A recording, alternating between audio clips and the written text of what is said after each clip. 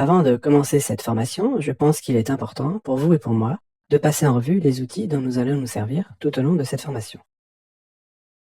Ce n'est pas seulement pour savoir quel outil utiliser ou quelle fonction, mais tout simplement pour avoir les outils nécessaires avant de commencer à travailler. Bien entendu, le graphisme moderne se fait à l'aide de l'informatique, mais les anciennes méthodes ont toujours cours. C'est pourquoi nous allons commencer par le premier outil, c'est-à-dire le carnet de croquis. Qu'il soit professionnel, à spirale, design, en couleur, petit ou grand, peu importe. Ce sera le premier support pour placer des idées, comme ça en vrac, avant d'aller plus loin. Il existe des centaines de sortes de stylos, de crayons, et je ne vais pas vous dire d'acheter telle ou telle marque, mais d'avoir toujours sous la main un simple crayon de bois, et même plusieurs, car on les use, on les casse, on les perd, bref, on en a toujours besoin.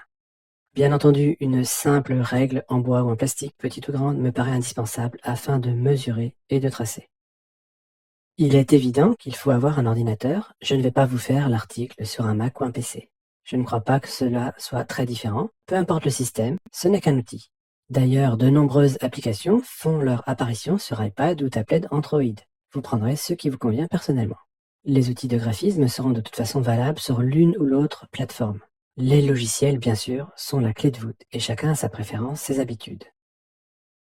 En graphisme, on vous dira que le top, c'est Adobe. Dans ce cours, j'utilise Adobe Illustrator, Photoshop et InDesign afin d'illustrer mes propos.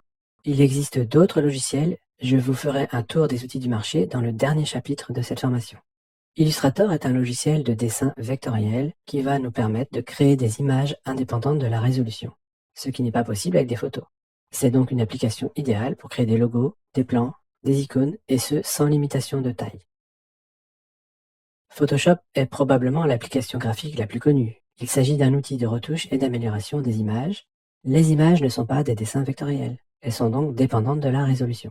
On ne peut pas les étirer indéfiniment. Il faudra donc faire attention. InDesign est l'outil de mise en page. C'est avec InDesign que nous ferons l'assemblage des éléments créés dans Photoshop et Illustrator. InDesign possède un contrôle très poussé de la typographie qui permet de faire des fantastiques documents, tant pour l'impression que pour les tablettes, ou même des éléments interactifs. On pourrait dire qu'InDesign est une sorte de Word poussé aux stéroïdes. Quoi qu'il en soit, ces trois logiciels forment le socle des outils PAO. L'abonnement mensuel à Creative Cloud vous permet d'accéder à tous les outils de graphisme d'Adobe et en plus à des services comme Adobe Font pour les polices, Adobe Stock pour la banque d'images et de templates, et même un stockage de vos fichiers dans le cloud afin de retrouver votre travail en vous connectant à votre compte depuis n'importe quel ordinateur, téléphone ou tablette. Vous pourrez tester gratuitement les logiciels pendant 7 jours, ou vous abonner pour 19,50 € par mois avec un compte étudiant, ou encore pour 59,99 € et accéder à la formule complète. Il existe aussi des abonnements à un seul logiciel. Je vous invite à aller consulter le site d'Adobe pour plus de renseignements. Il existe aussi des variantes, des alternatives à l'abonnement CC. Je vous ai regroupé dans ce tableau des versions de logiciels qui peuvent être des alternatives. Dans la première colonne, nous allons parler de Photoshop. Son alternative la plus connue est GIMP.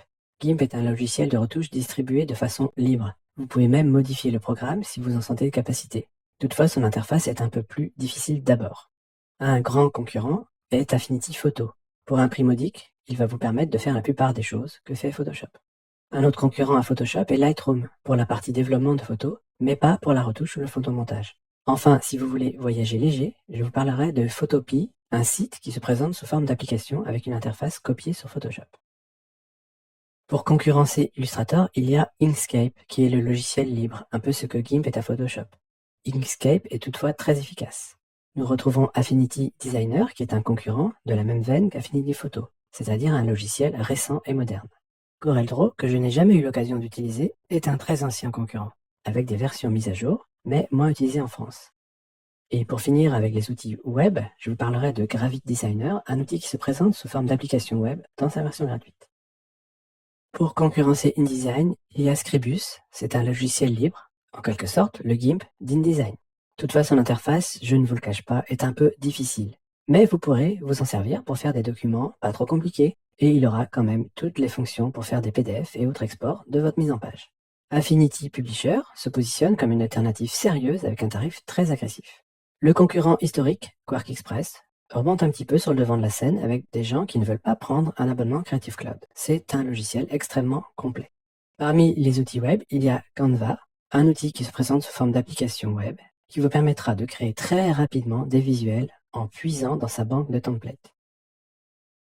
Bien qu'elle ne soit pas indispensable, la palette graphique vous sera très utile pour faire du détourage en Photoshop ou du dessin dans Illustrator.